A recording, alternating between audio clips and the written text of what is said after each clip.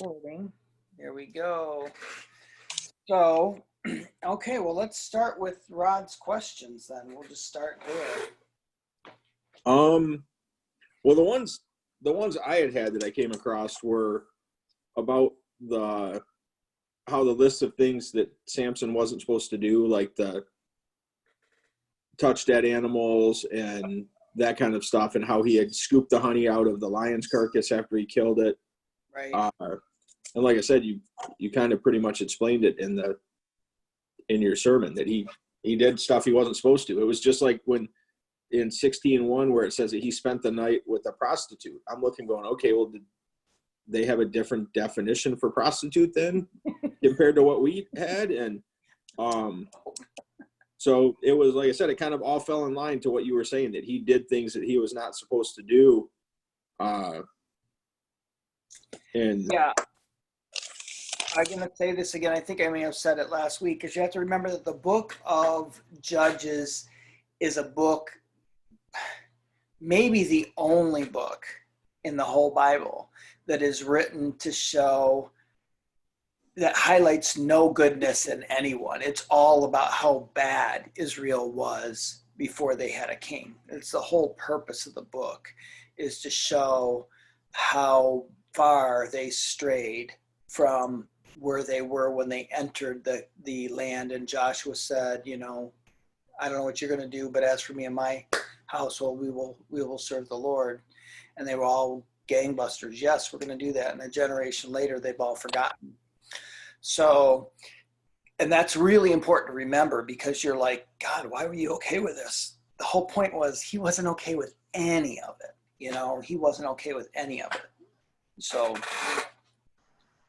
but yeah, the law of the Nazarite, we'll kind of go through those if you want. That's in Numbers chapter 6. So in Numbers chapter 6, now see, we skipped this part because it's the law. We skipped the whole book of Numbers. But in Numbers chapter 6, it talks about the Nazarite vow.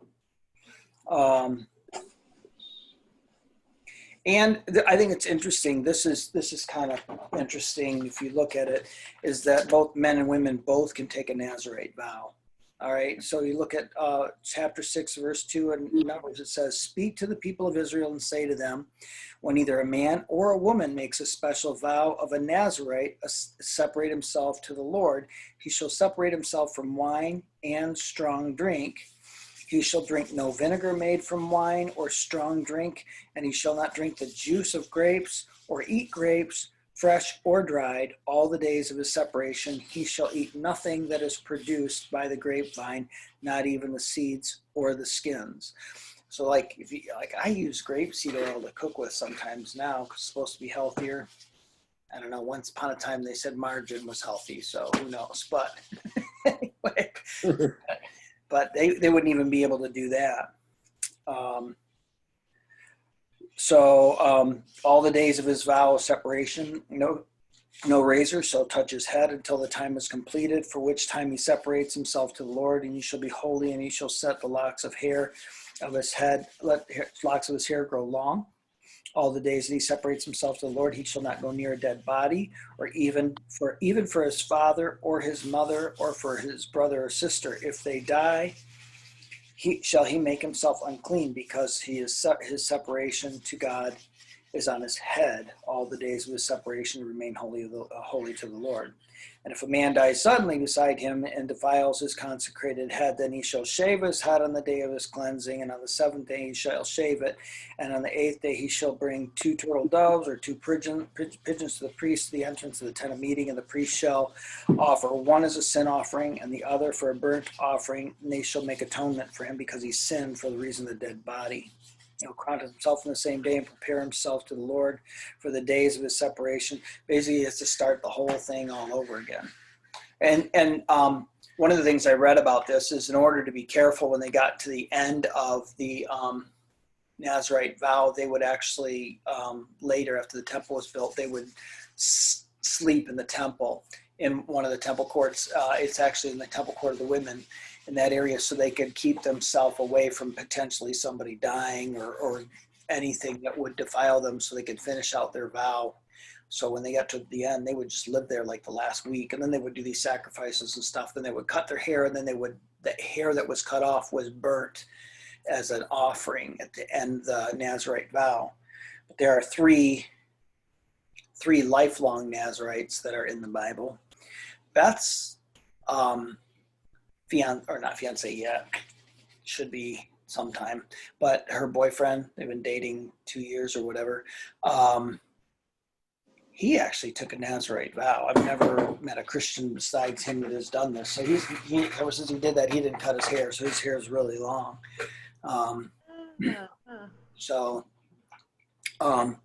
But you know, I wouldn't do it unless I had to. But the whole idea is to be separate. They're separate from the Lord, actually. And separation to the Lord is something that God values. So it's a special separation.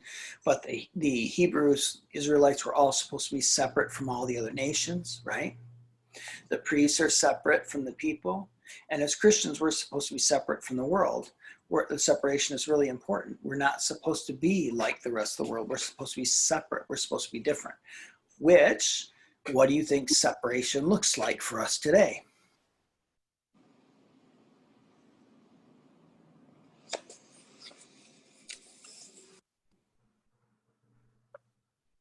Don't all speak at once. Okay, like separation for us today instead of like back in the day? No, I'm saying, well, yeah, obviously we're not taking Nazarite vows and we're not Jewish. Though Scott thinks we might be Jewish, we needed to have somebody fork up $100 and pay for Ancestry.com and find out if we have Jewish blood. But Well, Scott could do that, but I don't think we do. well, he said, Grandpa said we were Jewish. Schwab? Yep. But he'd been hiding it his whole life because he's anti-Semitic. So that's what Scott says. Oh. So anyway, the thing is that when it says be separate, what do you think that would mean for us as a Christian? How would you be separate today? Well, we're supposed to be different, right? We're supposed to live differently. We're supposed to love everyone we can and treat people better and just have a different outlook on life or way of life because of definitely faith. Jesus said, you should love one another, and by your love the world will know that you are my disciples. That would be one way. What other ways do you think would be separate? What would cause us to be separate? I think grace. Yeah, I think grace would be one way. What other things that you think would be separate? What makes you different than the rest of the world? Patience, grace, forgiveness. Those are some things. Now remember, like if we look at the Nazarite vow, is there anything in there that, they were all prohibitions. They were all things they weren't supposed to do. So that could also be something that separates us. So obviously sinful activities, we're not supposed to take out vengeance on somebody else. We don't get to pay anyone back. Eye for an eye, tooth for a tooth. Really, I don't think that there's anything in the Bible that says we're supposed to abstain from alcohol, but I do think we should probably never get drunk. That should be something that would separate us from other people. Now, this is, what's the weird thing is that we look at like things like marijuana and stuff. Like in Michigan, it's completely legal to smoke as much as you want. And there's nothing in the Bible that says thou shalt not smoke a joint. It's just not there. But, you could look at that and say, is this really becoming of a Christian? Is this something the Christian should do? The way we spend our money should be different than the way the rest of the world spends their money. I see. Becky, you want to show your cousin your tattoo? Yeah. And your aunt. Oh. Ah. It says be kind. Oh, be Let me kind. see again. Let me see. Sorry. It only looked like- shows talking. It looked like a worm from here. Oh, it looks good. Thanks. So you got it You today? get pictures of it, but it just, you can't. Let me see. Is Yeah, it her? there we go. It hurt when I got it. Oh, You're mean. You're so mean. I almost threw up. Yeah. Really? Yeah, for some reason I almost passed out. I didn't know why. I like a really high pain tolerance too, so that was really weird. But Oh my gosh. Anyway, bye. It looks good. Thank you. Abby, You're does welcome. it look the same? Yeah. Does it hurt? No.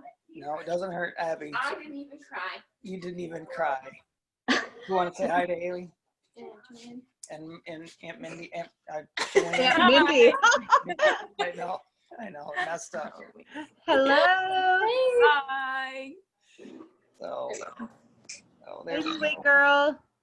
So anyway, all that's recorded for all eternity now. Aunt Mindy. Anyway, I just think there are things to consider about separation. We're supposed to be different. I think that's what I would be focusing on, is Christians are supposed to be different than what normal people act like. And so we should consider that in our day-to-day living, is that, we should be completely different than the way other people live. And so the Jews were supposed to be, and the Nazarites were supposed to be extremely different. So, all right, other questions? Well, I kind of had the same question, but I think it was pretty much answered when she when the Lord came to her and said that she couldn't eat anything alcohol related or the bad meat. Wait, hold on.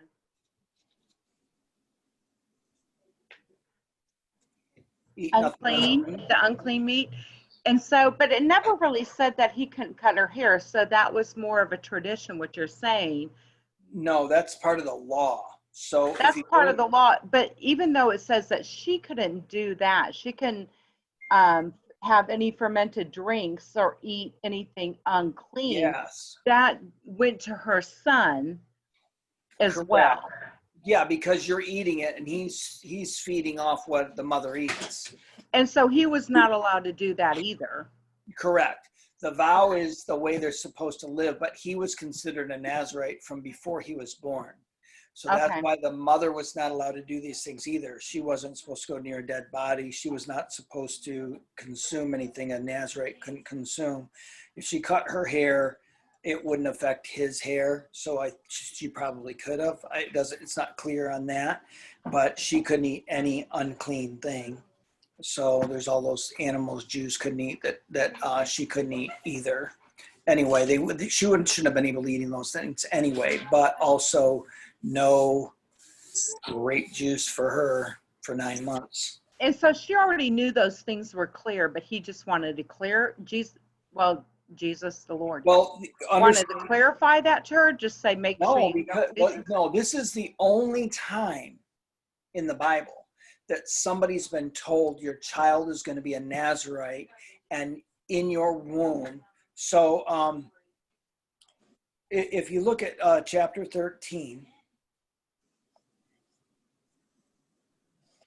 starting in verse 3, and the angel of the Lord appeared to the woman and said to her, behold, you are barren and have not borne children, but you shall conceive and bear a son. Therefore be careful and drink no wine or strong drink, and eat nothing unclean. For behold, you shall conceive and bear a son. No razor shall come upon your head, for the child shall be a Nazarite to God from the womb, and he shall begin to save Israel from the hand of the Philistines. So this is the only child that was a Nazarite before he was born. Okay, so she has to be told, because all the other laws about the Nazarite, it's a person's choice.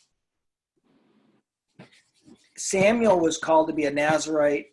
He didn't have any choice. He was born a Nazarite. He was a Nazarite before he was even born. So there's no laws, because no woman makes a child a Nazarite before they're born. This is just unique. God did, and said, because you're bearing a child, and she couldn't have any children. So anytime there's a woman who can't have a child that's highlighted in the Bible, the child's going to be pretty special. Okay. And the child is seen as a miracle, because she can't bring in children. She can't have any children. All of a sudden God gives her a child. And so this child is God's. It's seen as God's because she can't have any children, so it must be God's. And so she doesn't consume everything. Now we'll see when we get to Samuel, the same thing happens, but I don't think that the angel tells her not to consume anything or cut his hair. But Samuel's one of the two other men in the Bible that were Nazarites from birth their whole life. Do you guys know what the third one is? John the Baptist. New Testament guy. So those are the three Nazarites that were Nazarites their whole life. All right. The rest of them just take a 30-day up to like 100-day vow. All right. Does that make sense now, Joanne? Yeah, it does. Yeah. All right. Thank you. So other questions? Yeah, in chapter 14, 12. What's the deal with the riddle? Why Yes. why did he have to tell him a riddle to start with? I mean, what is that kind of a common thing back then before they get This is like the only riddle in the whole Bible, I think, that is literally laid out like a riddle. And a riddle is they're I think they're all a part of written human history where riddles were a thing. It's just they're like games, they're like puzzles. There's something to figure out, and we do them all the time now. We do them a little bit differently. Like give them around the campfire. I don't know, Joanne, you remember when we were on that campfire and we had a broom's handle and we would roll it between our hands like this. Do you remember this? The Peronas, and we were like, I got so frustrated as a kid because I couldn't figure out because, this is the way you do it when you don't You want to do it. This is the way you do it when you don't know how to do it. And they pass the Uh-huh. book and then they go, this is the way to do it if you know how to do it. This is the way you do it. As you don't, and yet going around, I just did the same thing over and over and never got it right. Well, you clear your throat the first time, the second time you don't, you got it. Mm. This is the way you do it when you don't know how to, when you know how to do it. And then this is the way you do it when you don't know how to do it. And so it's a riddle, and so, I mean, it's common to humanity. Our favorite one, Mindy played when she was in, anytime you get in a group, this is an awesome game to play. It's called Who'd I Shoot? So you go bang, bang, bang, bang, bang. You point to different people and then you say, who'd I shoot? And everybody guesses, but they're always wrong. And so what happens is if you go bang, bang, bang, bang, who'd I shoot? And the person, like, let's say Haley says Joanne, I would say, no, I shot Haley. Bang, bang, bang, bang, bang, who'd I shoot? Nobody answers. I say, I shot myself. Bang, bang, bang, bang, bang, who'd I shoot? Rod says, I shot Haley. I say, no, I shot Rod. It's the first person who speaks. Oh. So, I mean, they're just really unique. They're just, so at a wedding when you're gathered, this would be something fun to do. And he's just making a pretty large bet here because clothing's not cheap back in the day. You don't go to the local Goodwill and buy $1 t-shirts and say, call it good, this is, so that's what he did. And God used his personality and what he did basically to stir up trouble between him and the Philistines. This is the only judge in the book of Judges that has no army, though. He defeats all the enemies by himself in every case, by the way. So every time he's in a conflict with the Pharisees, with the Philistines, he never rises up troops or anything. He just goes out and destroys them on his own. I just thought the riddle, when it says, what is sweeter than honey, what is stronger than a lion? And I'm thinking it was because he got the honey from the lion, and That is obviously exactly the what- bees were yeah. stronger.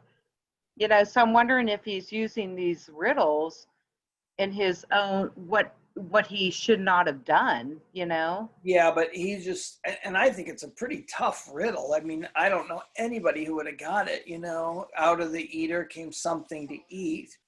Out of the strong came something sweet, which is interesting that when you translate it from Hebrew into English, it actually rhymes, It's like not usually the way things work.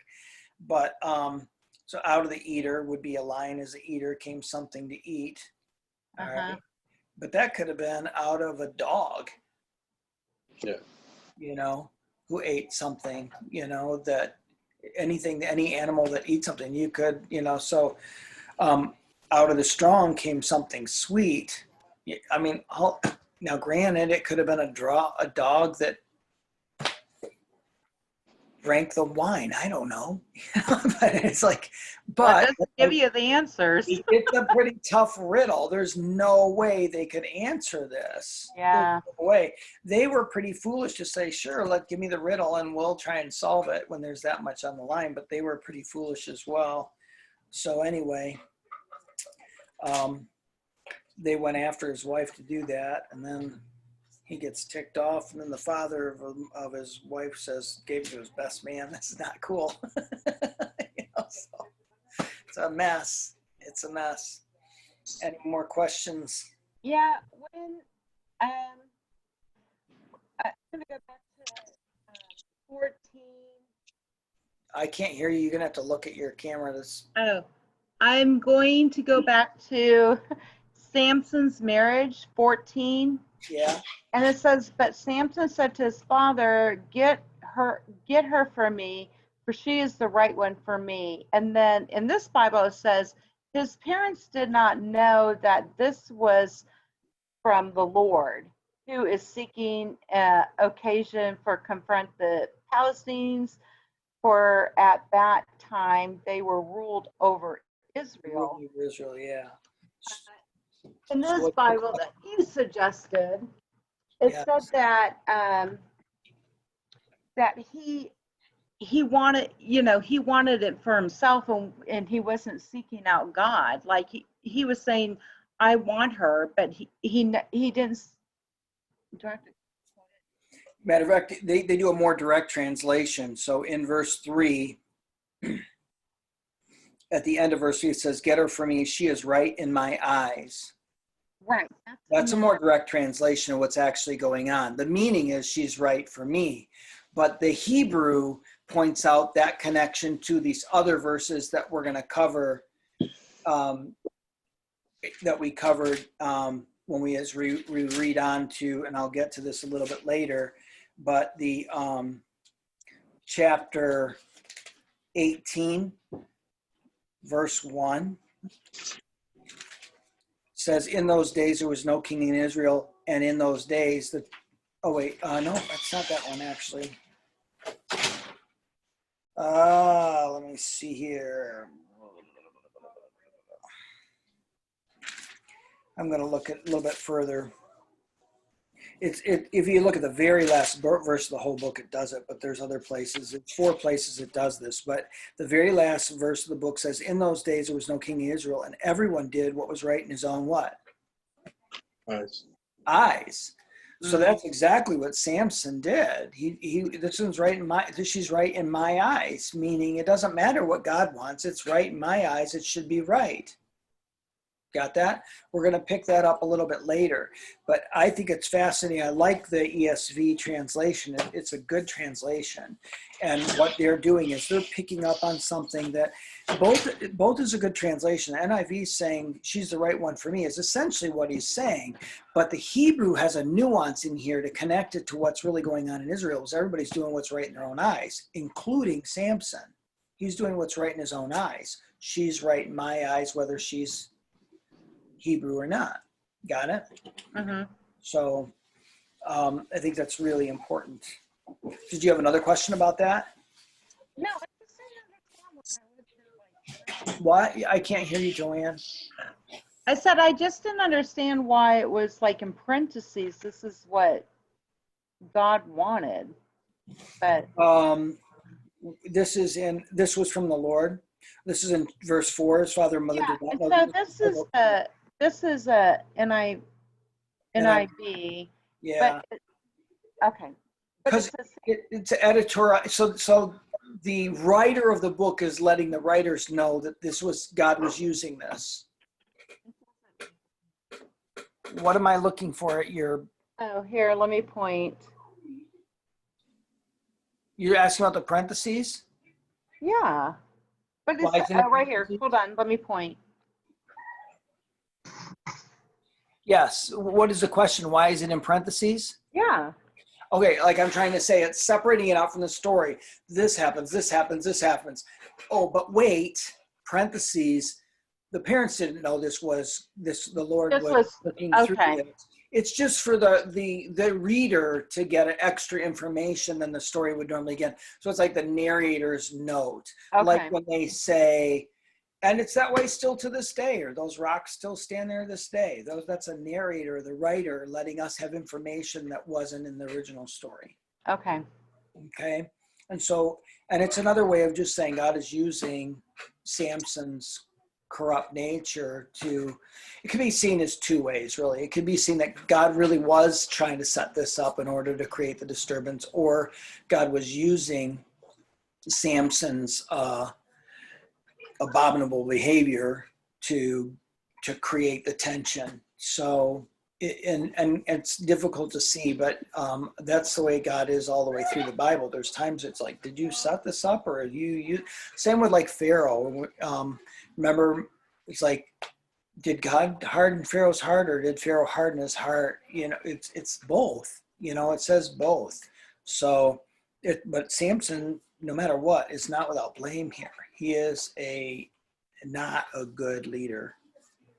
So he's just kind of a hothead, does a lot of damage. That was good, considering what God wanted him to do, because he freed essentially he killed so many Philistines that the Israelites didn't have to sit under the rulership of the Philistines. So, other questions about Samson?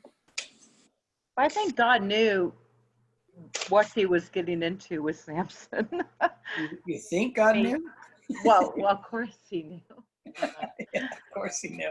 God does kind of know everything. He kind of set him up, If you remember some of the Q&As I've done in the past, one of the difficult things reading the Bible is it seems like God doesn't know some things, like God's surprised by some things. Like there's some things the Israelites do that he's like, I can't believe this. I'm going to start over. I regret that I'm going to wipe them out and just start with you, Moses. Like, you mean you didn't already know they're going to do this? You know the future and the past, I thought, right?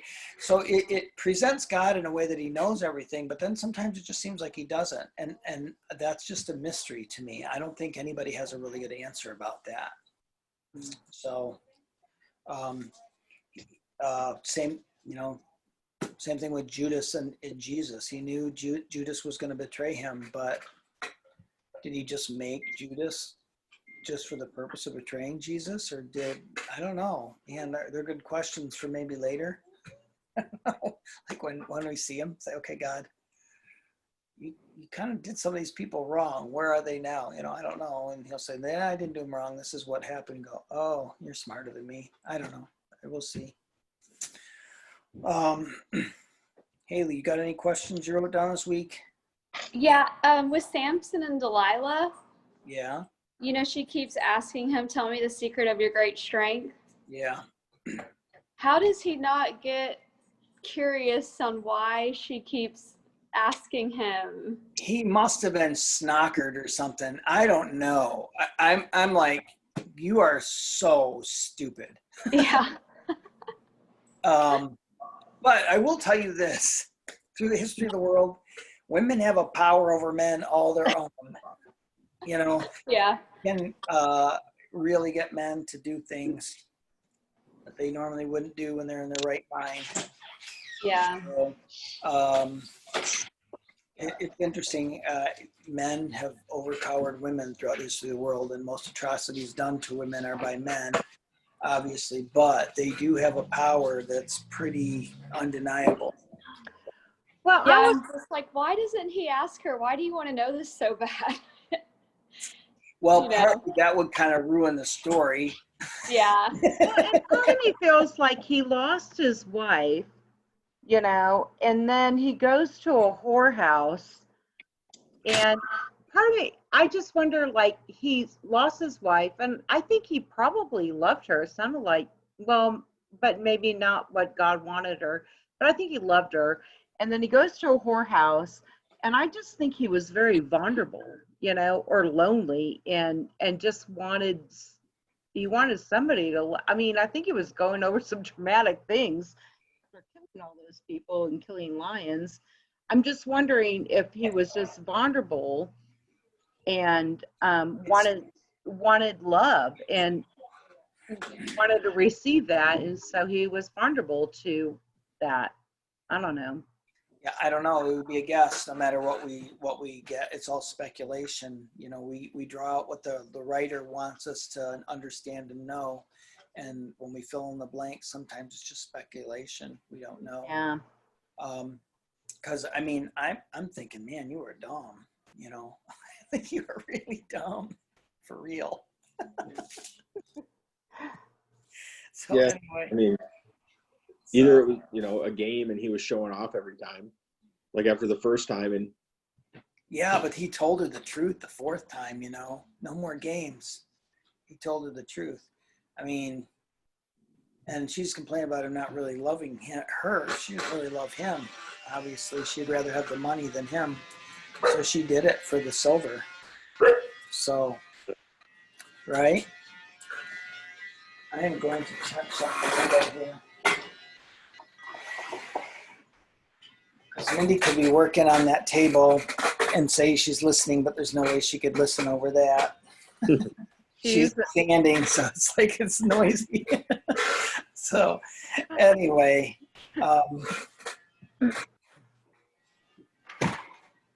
wow.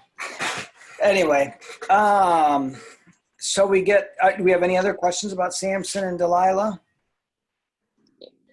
Okay, what about chapter 17? You have any questions about Micah and the Levite?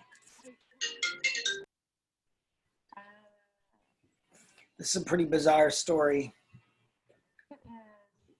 There's several things wrong here. He's laying on there. And it's weird because you're in the book of Judges and it's like, it just has one judge after another, after another, after another, after another. And then you get to the end of the book and there are no judges now, right? These are just stories about how bad Israel is. And so you get to 17 and it's going to show how much anarchy there is. So there was a man in the hill country of Ephraim whose name was Micah, and he said to his mother, the 1,100 pieces of silver that were taken from you, about which you uttered a curse, I also spoke and also spoke it in my ears. Behold, the silver is back with me. I took it. So he took it, and his mother said, blessed be my son by the Lord. Now, I wouldn't necessarily go, thank God for my son who stole my money. You know, it's just bizarre.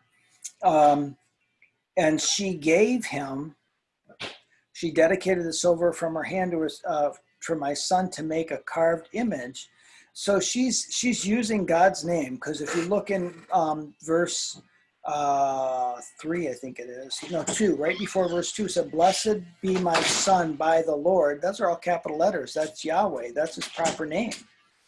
And then, so she knows God's name, but she doesn't even know the 10 commandments, because she gives the money to him to make a carved image, a metal image, and therefore I'll restore it to you. Restore the money to his mother. He took 200 pieces of silver and gave it to the silversmith, who made a carved image and a metal image, and it was in the house of Micah. And Micah had a shrine made and an ephod. That's something you wear. That's what the priests would wear. If you read the law, in that we skipped over this for reasons, but when they were talking about the making of the tabernacle, they also talked about making of the high priest garments, and the chest piece that the high priest would wear was called an ephod.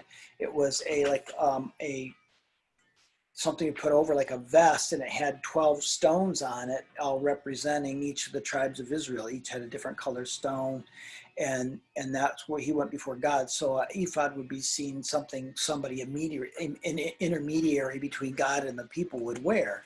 So he has this worn, but he also makes a metal image and has his household gods. And then Micah had built a shrine. He made the ephod and his household gods, and ordained one of his sons to become his priest. Now, he's not a Levite, and only the descendants of Aaron can be priests. So he's just making anybody a priest.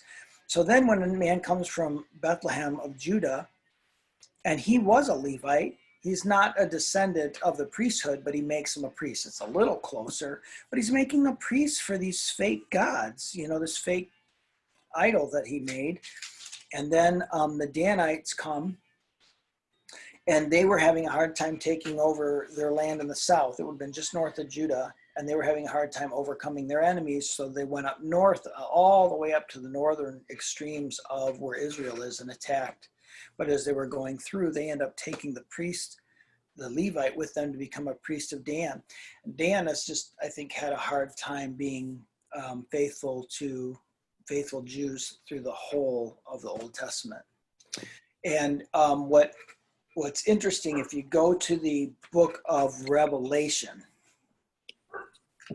okay, if you go to the book of Revelation, there is, I don't even know what chapter it is, so give me a moment here. You ever heard about the 144,000? This is chapter 7 of Revelation. Go to Revelation chapter 7.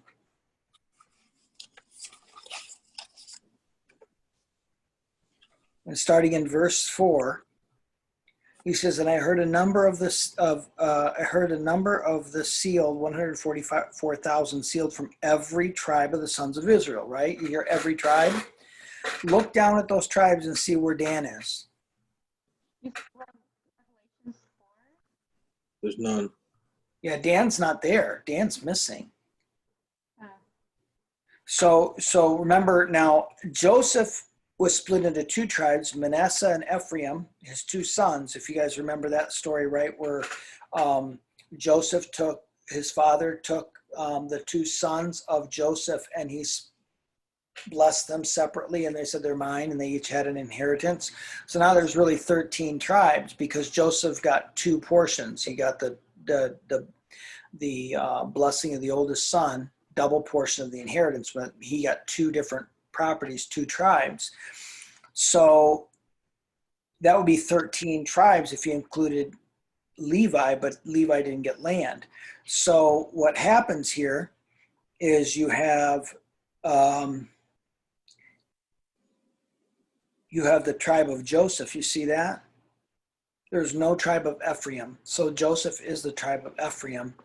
And then Manasseh is the other son of Joseph. It's there as well. But Dan is just gone.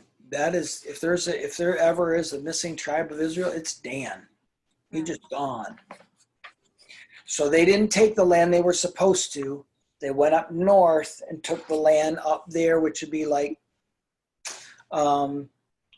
by Syria. And so they're probably Syrians now with a whole lot of Jewish blood in them. That's where they went. So they're gone. They eventually disappear from history. Any questions about the Danites or the Levite and the idol? All right. Then you have the Levite and his concubine, everybody's favorite Bible story from their childhood, right? Yeah, that's a whole nother. That raises a whole lot of like trying to make sense out of that. Yeah, go ahead. Make sense out of that. Well, I had one thought when I read through the whole thing, and then it was explained to me last night in a totally different way.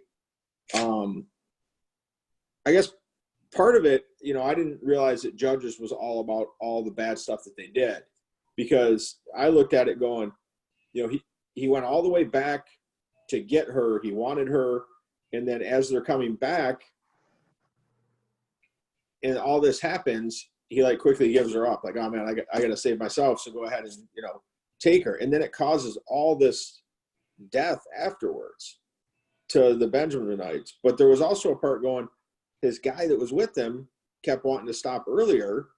And he's like, oh no, we got to get to where there's other Israelites so we're safe. And then if he would have stopped sooner, who knows if all of this would have happened. So I was looking at it again, trying to figure out like, okay, is this something that, again, another thing that God wanted to happen to get rid of the Benjaminites. And that was what it's like, no, it was all just off of, this Levites, again, just people doing what they wanted to do. Yes, it is. And that's why you look at chapter 18.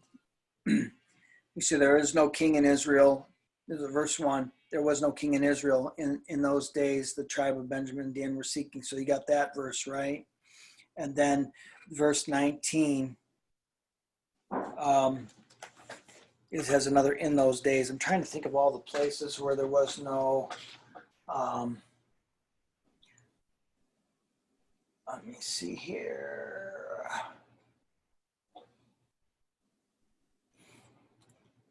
18:1, 19:1, 21:25, 17:6. Let me see, 17 verse 6. Okay, 17 verse 6, it says, in those days, there was no king in Israel, and everyone did what was right in his own eyes, right? Then twice in the middle, verse 18:1 and 19:1, it says, in those days there was no king in Israel. 19:1, in those days there was no king of Israel, right? And those are like reminders. And at the very end of the last verse in the whole book says, in those days there was no king in Israel. Everyone did what was right in their own eyes. The whole point of this section is to be held together, number one. So you see, this is actually called, it's a technical term called inclusio. And occlusio, I was taught, is like bookends, okay? Like a set of books or something, you put a bookend at each end and you hold those together separate from the rest of the collection. So you have all these stories that have come down and written down in Judges about how bad Israel was at this time, and all these leaders that, you know, tried to free Israel in the absence of one leader that leads over all of Israel. There is no one leader since Joshua dies. That's it. The next generation forgets about God and what God did for them in Egypt and everything else, and they followed the pagan gods all the way through that live in Canaan. Even one of the judges, you know, sacrifices his own daughter. Remember that? The first person comes out the tent. That's a practice of Moloch. You sacrifice your own children when you win a battle. You know, he was copying the behavior of the Canaanites. They were just living like Canaanites. They weren't separate. It was different. Now, so when you look at in inclusio, what he's saying, this is like separate. There's like everything's bad here. Now I'm going to separate from all the stories that are going through the Judges, and I'm going to tell you how bad it really was, and I'm going to give you 2 examples. In those days, and the clue is that he's saying, I'm going to give you examples, would be the beginning and the ending bookmark, which are those statements. In those days, there was no king in Israel, and everyone did what was right in their own eyes. And then as soon as you get done with the book, we head into Ruth, which is the beginning of how Israel eventually gets a king that unites them and brings them together serving God. All right. So this, and Judges and Ruth are really supposed to be one book. So you have all the stories of the judges. Then you have this little section with the inclusio that's like a bridge between all of it was the past. Then you have this bridge that's showing how bad things are. And this is the one good thing that happens in the book, is the book of Ruth. Now, you don't see anything that's good in the book of Judges, because the current generation of Christians or whatever, after the Christian church, somewhere along the line, they separated the book from Ruth from Judges, but it's supposed to be one book. We'll get into that again next week. But this inclusio is important, so you understand that this is to be taken separate. This is, and the writer's showing us how bad things really were. And so when you get to this whole story of the Levite and his concubine, it is just showing how horrible Israel was, how far they descended into sin and to become like the Canaanites. And then there's this whole war that goes on with all of Israel against Benjamin, which is really interesting, because Benjamin becomes a pretty prominent tribe again, even though they're almost decimated. Actually, you know what the word decimate really means? Desecrate? Decimate. Oh. To kill 1 in 10. Hmm. So they're like the Romans would collect an enemy and they would go 1, 2, 3, 4, 5, 6, 7, 8, 9. 1, 2, 3, 4, 5, 6, 7, 8, 9. They would kill 1 in every 10. That's what decimate meant originally. Now you think decimate means kill everything, you know, but that's not what it originally meant.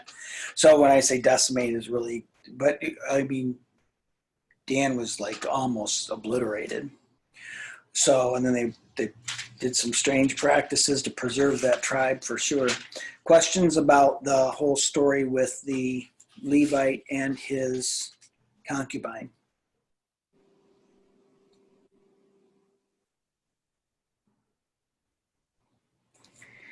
I want you to write something down here, okay?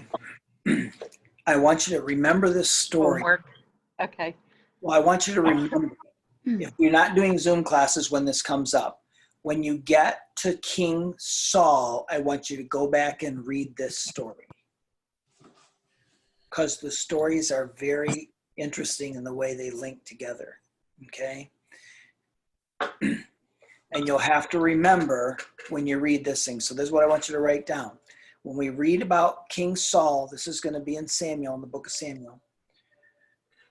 About King Saul, you're going to want to reread the story in Judges chapter 19 and 20. Okay? And the things you're going to look for, and actually 21. These are the things I want you to remember. The cutting up of the concubine. Cutting up the what? The cutting up and sending out of the concubine's body parts. You're going to remember that the city of Jabesh Gilead.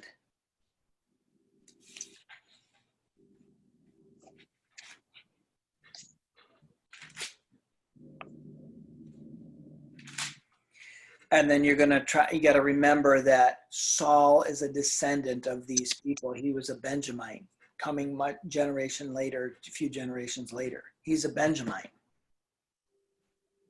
And I want you to look up those similarities when you get there.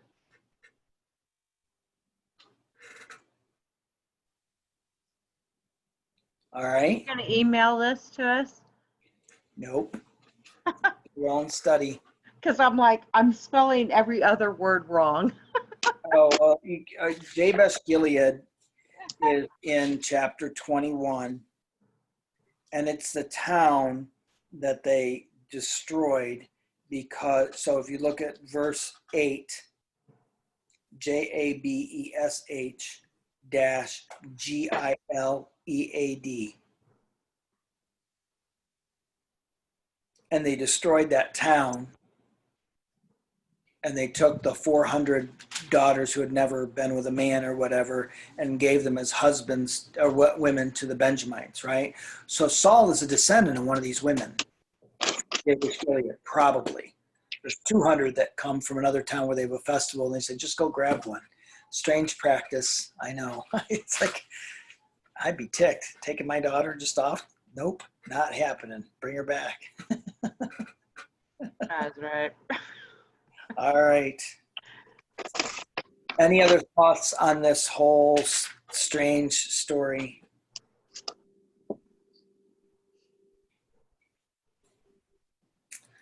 All right. What was your reaction when you read this story? What was your first thoughts?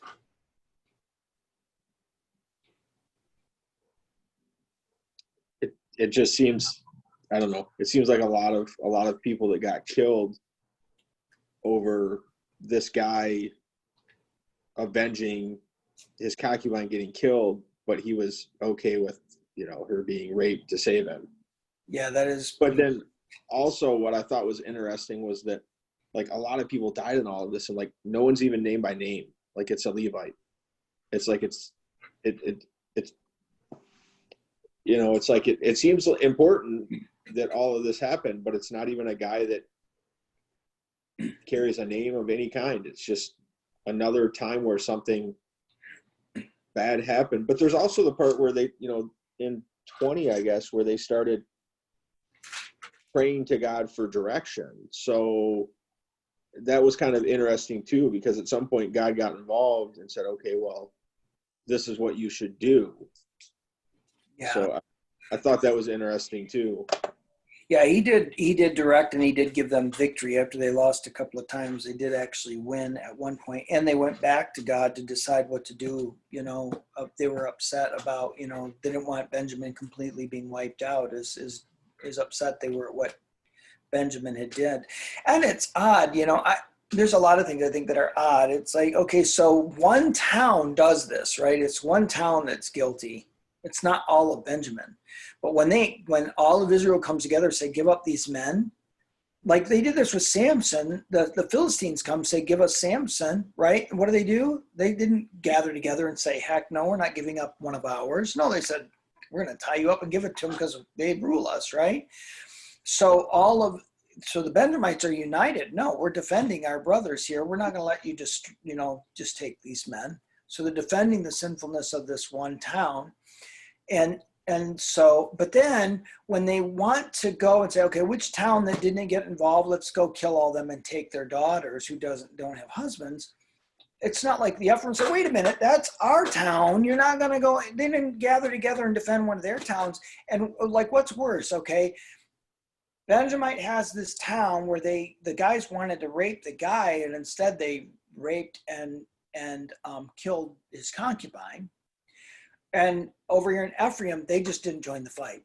Which one's worse, But so these guys are defending the Benjamites defend them, but the Ephraimites said, yeah, go ahead and destroy all our guys so we can take the girls. I was like,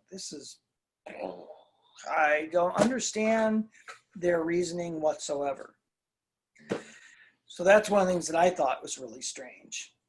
And with you, Rod, I can't believe Lot did the same. When Lot was there, they were offering that guy that had Lot in the city came. They wanted the men to have sex with them. He said, "Here, take my daughters who've never slept with any man before." I'm like, "What kind of dad are you?"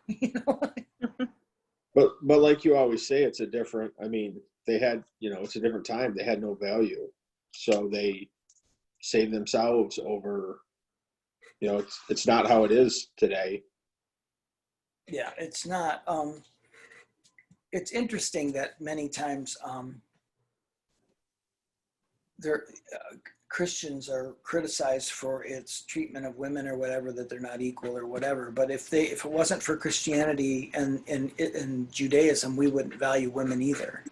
Because where you go in the world where Christianity hasn't touched, women are still property. Women are still not educated or whatever. And when we go into Muslim countries, for example, we influence them and we try and show them this is wrong. And then because of Christian influence, even when they're against it, still influences them to start letting women get educations. But if we stayed away from those countries, it wouldn't just be property. It is only where Christianity has gone in and touched different parts of the world where women are valued. Outside, historically, that's the only place women find value. Outside of Christian influence, women are just property. So it is, you're right, Rod, at those times, this is the way they saw women. They're just not valuable.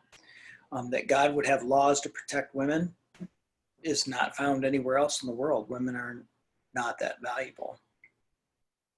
So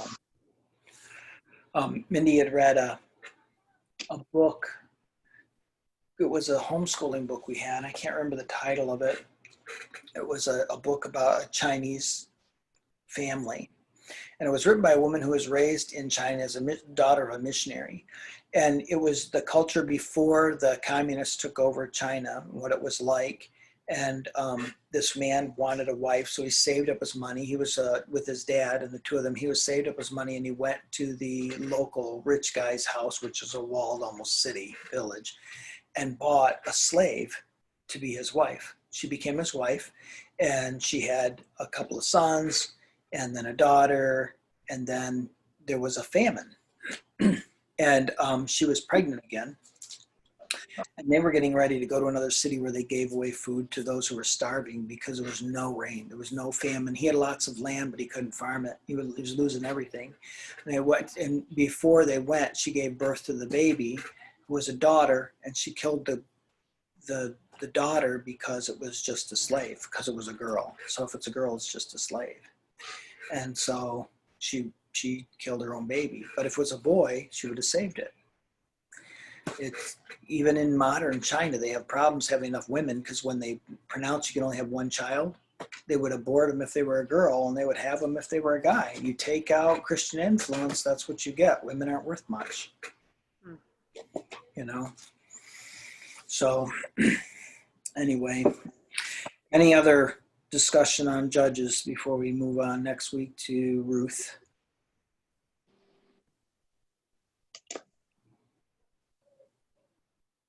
No, not a nothing, huh? Nope. I'm good. All right, well, let's pray. And then next week we'll look at Ruth, and I will let you know what we're doing with the class. I'm going to ask some people, find out how many people are going to keep coming, but we'll decide what we'll do. You're But- going to kick us off? No, I'm not going to. Not next week anyway. We're going to do Ruth first, but I don't know. We're going to keep going. So many people are just not participating. I don't know whether we put it on hold until later or what, but we'll see. All right. But I will definitely do this again next week. Okay. All right, let's pray.